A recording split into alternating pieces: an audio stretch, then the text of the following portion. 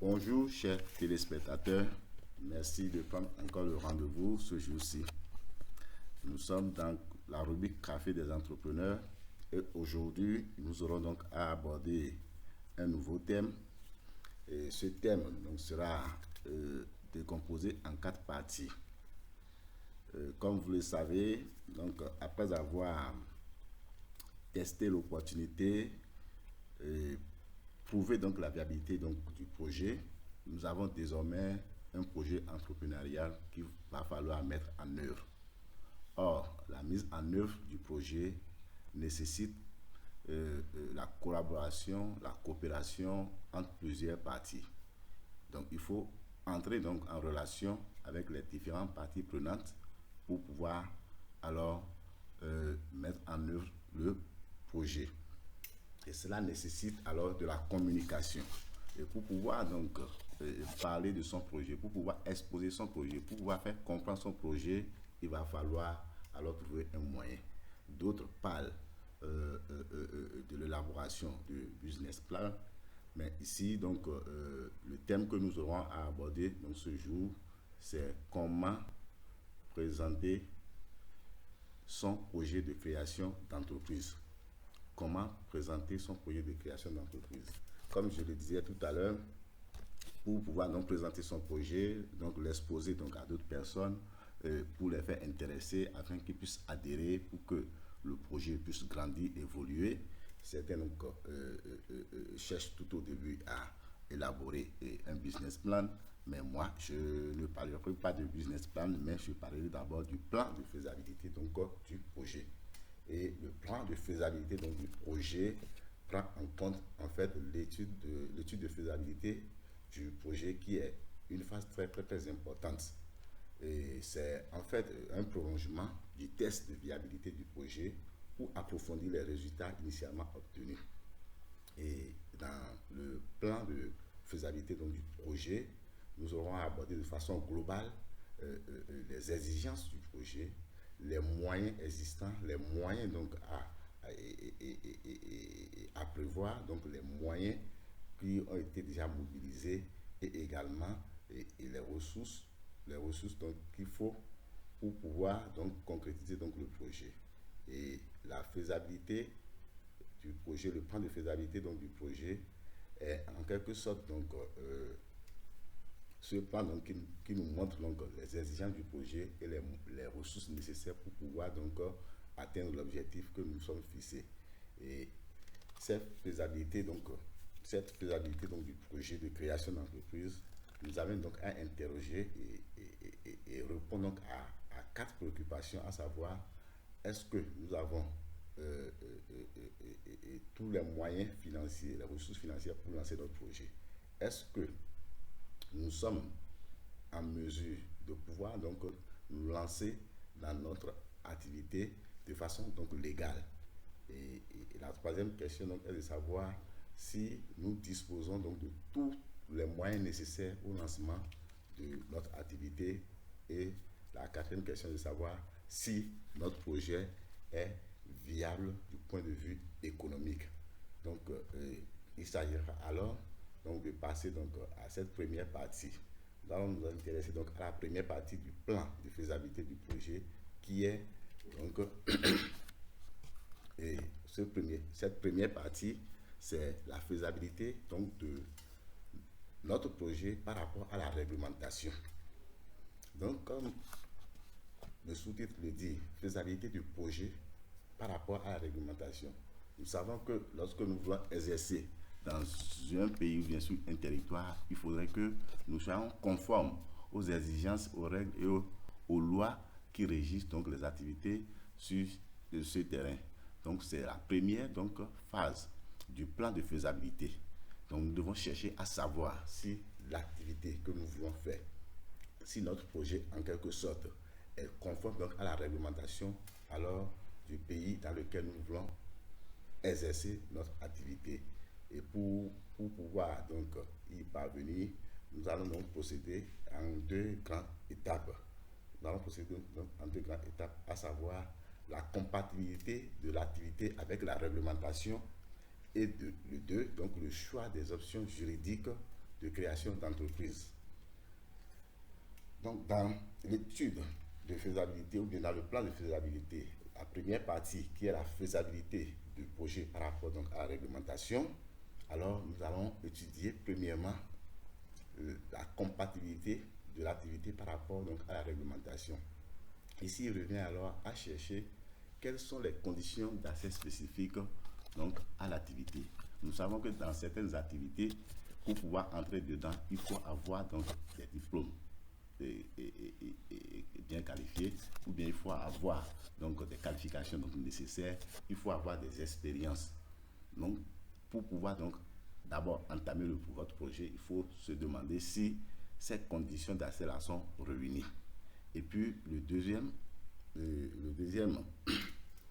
la deuxième condition, donc, c'est les conditions d'installation. Nous savons que pour certaines activités, avant d'y aller, il faut d'abord aller demander des autorisations ou bien des agréments. Donc, nous devons chercher donc à savoir si notre activité que nous voulons exercer nécessite une autorisation, et si elle nécessite une autorisation, nous devons aller vers donc les autorités compétentes pour avoir cette autorisation.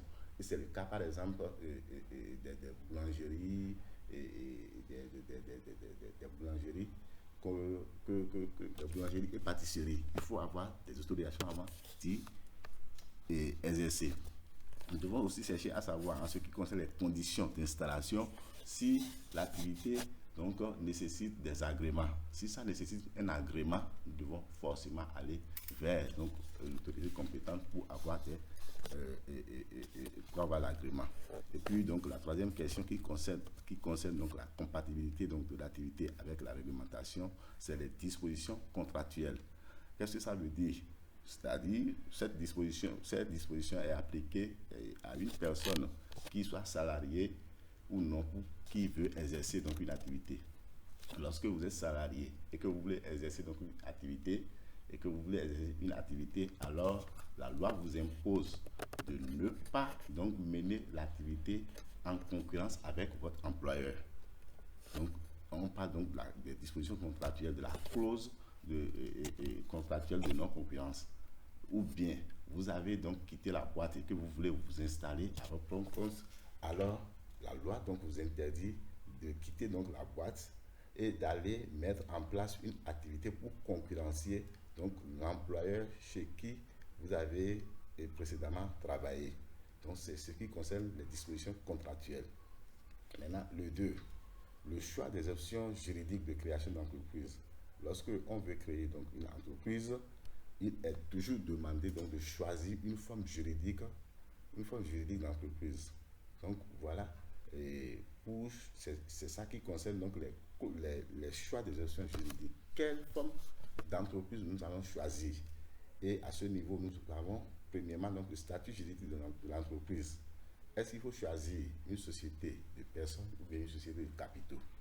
Lorsque nous parlons donc des sociétés donc de capitaux, nous avons les sociétés donc les sociétés anonymes, les sociétés à responsabilité limitée, nous avons donc les sociétés donc par action simplifiée, ou bien il faut une société donc de personnes. Si nous parlons de sociétés de personnes, les sociétés en non collectif, les entreprises unipersonnelles. Donc il faudrait nécessairement que l'entrepreneur sache donc quelle forme d'entreprise il veut, et cela dépend donc de la nature de l'activité qu'il veut mener. Et lorsqu'on choisit donc une forme d'entreprise, une forme donc juridique d'entreprise, il y a nécessairement le régime fiscal qui s'ensuit.